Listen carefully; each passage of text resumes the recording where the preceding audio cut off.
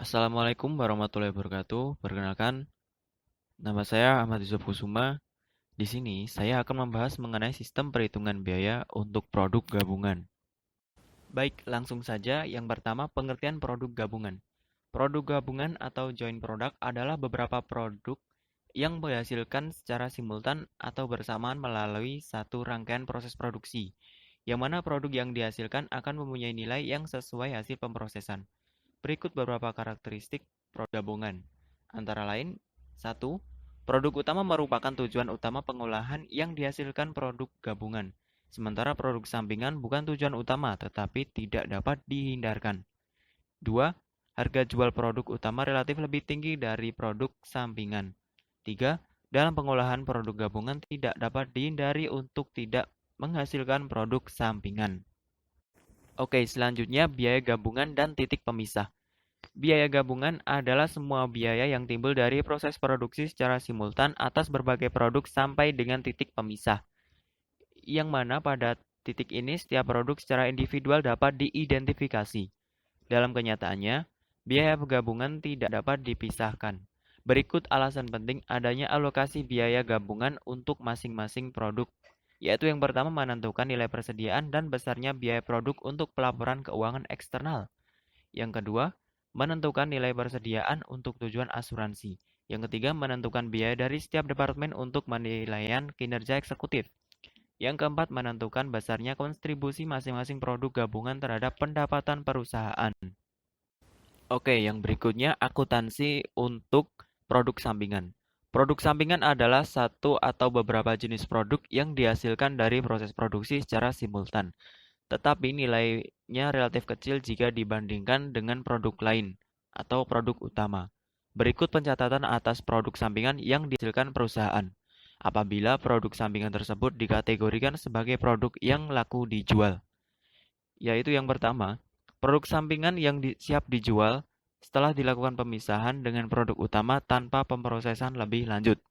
Yang kedua, produk sampingan yang memerlukan proses lebih lanjut setelah dilakukan pemisahan dengan produk utama sebelum dijual. Yang ketiga, produk sampingan yang siap dijual setelah dilakukan pemisahan dengan produk utama, namun memerlukan proses lebih lanjut agar dapat dijual dengan harga yang lebih tinggi. Berikut beberapa metode yang digunakan untuk memperlakukan metode sampingan ini. A. Produk sampingan tidak memperoleh alokasi biaya dari biaya gabungan. B. Produk sampingan memperoleh alokasi biaya dari biaya gabungan. Baik, selanjutnya metode tanpa alokasi biaya. Dalam metode ini, permasalahan yang timbul adalah bagaimana perlakuan terhadap hasil penjualan produk sampingan dan apakah produk sampingan tersebut masih memerlukan proses lebih lanjut. Berikut perlakuan atas hasil penjualan produk sampingan berdasarkan metode tanpa alokasi biaya.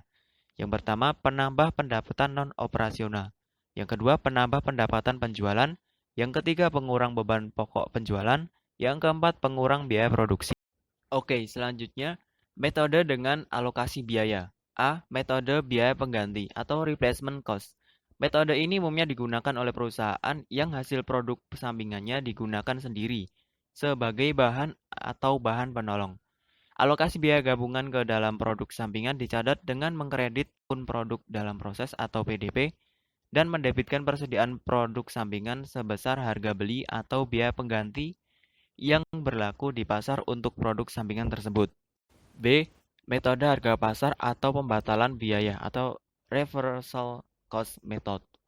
Dengan metode ini, produk sampingan mendapat alokasi biaya gabungan pada saat titik pemisah dengan melakukan estimasi harga jual pokok sampingan terlebih dahulu. Alokasi biaya gabungan ke dalam produk sampingan dicatat dengan mendebit akun persediaan produk sampingan dan mengkredit akun biaya gabungan sebesar estimasi biaya produk sampingan pada saat terjual. Materi selanjutnya, akuntansi untuk produk utama. Berikut metode pengalokasian biaya gabungan untuk setiap jenis produk dari produk utama. 1. Metode harga pasar dan harga jual hipotesis. Metode harga jual pasar adalah metode alokasi biaya gabungan ke produk utama berdasarkan perbandingan harga jual produk utama. 2. Metode biaya rata-rata per unit. Metode biaya rata-rata per unit adalah metode alokasi biaya gabungan ke produk utama berdasarkan biaya rata-rata per unit, yaitu membagi total biaya gabungan dengan jumlah unit yang dihasilkan. sehingga setiap produk menerima alokasi biaya gabungan per unit relatif sama. 3. Metode biaya rata-rata tertimbang.